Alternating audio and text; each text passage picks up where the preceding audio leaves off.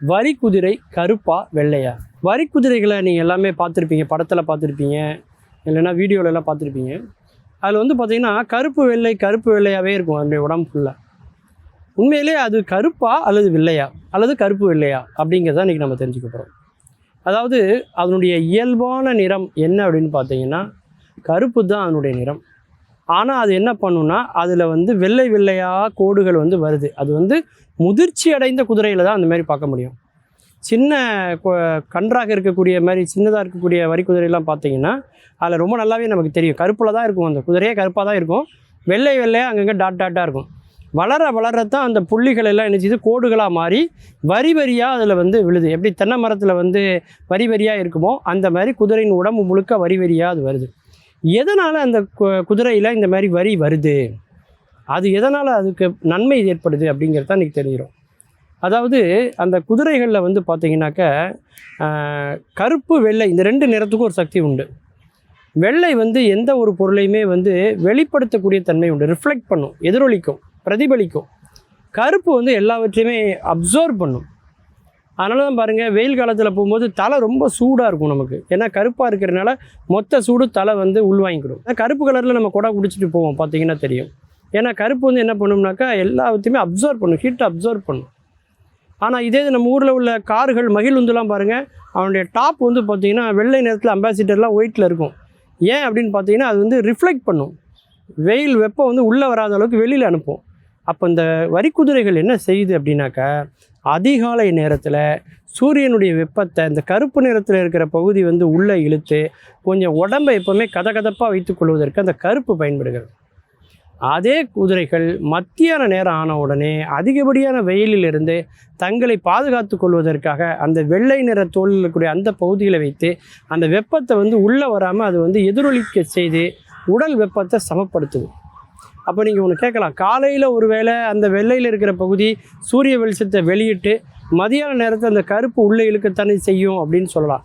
அப்படியே கணக்கு பார்த்தா கூட ரெண்டையுமே சமப்படுத்தி அது சமநிலை அடைகிற போது வெப்பத்தையும் அது சமப்படுத்துது அப்படின்னு ஒரு லாஜிக்கு நம்ம வரலாம்.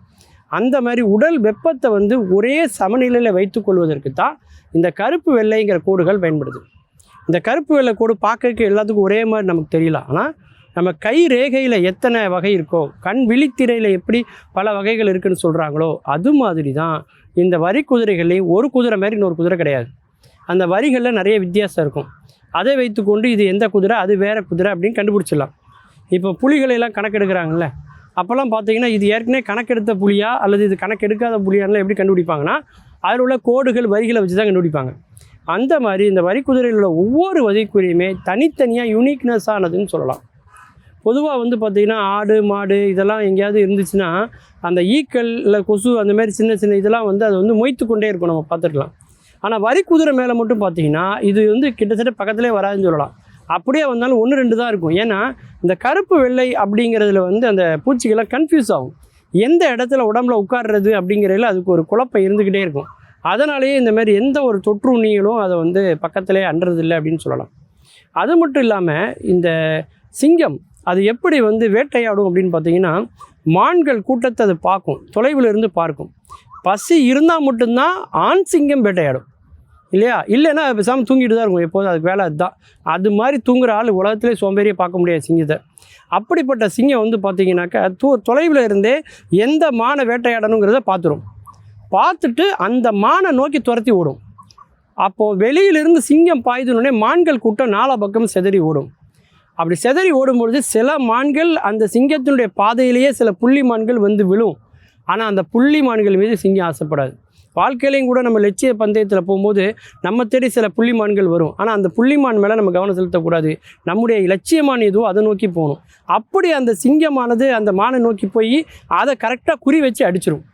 அந்த மாதிரி ஒரு வேட்டையை மான்கள் கூட்டத்தில் பண்ணுறது மாதிரி இந்த சிங்கத்தால் இந்த வரிக்குதிரை இனத்தில் பண்ண முடியாது. ஏன்னா தொலைவில் இருந்து ஒரு வரிக்குதிரையை அது வந்து குறிக்கோளாக ஏம் பண்ணிச்சுன்னா, இலக்கு வச்சுதுன்னா அது துரத்தி கொண்டு போகும்போது எல்லா வரிக்குதிரையும் ஒரே நேரத்தில் வேகமாக போகும்போது எது நாம் வந்து முடிவு செஞ்ச வரிக்குதிரைங்கிறது அதுக்கு தெரியாத ஒரு குழப்பம் வந்து ஏற்பட்டுரும். அதனால் வரிக்குதிரைகளை வேட்டையாடுவது என்பது அதற்கு வந்து மிகப்பெரிய ஒரு சவாலாக இருக்கும் அப்படின்னு சொல்லலாம். அப்படி அதனுடைய நிறம், அந்த கருப்பு வெள்ளைன்னு இருக்கக்கூடிய அந்த நிறம் அந்த வரி குதிரைக்கு மிகப்பெரிய ஒரு அட்வான்டேஜாக, ஒரு பெரிய கூடுதல் சிறப்பாக இருக்கிறது அப்படின்னு சொல்லலாம். மீண்டும் பல புதிய தகவல்களோடு, அதில் அறியப்படாத பக்கங்களோடு உங்களை சந்திக்கிறேன். நன்றி, வணக்கம்.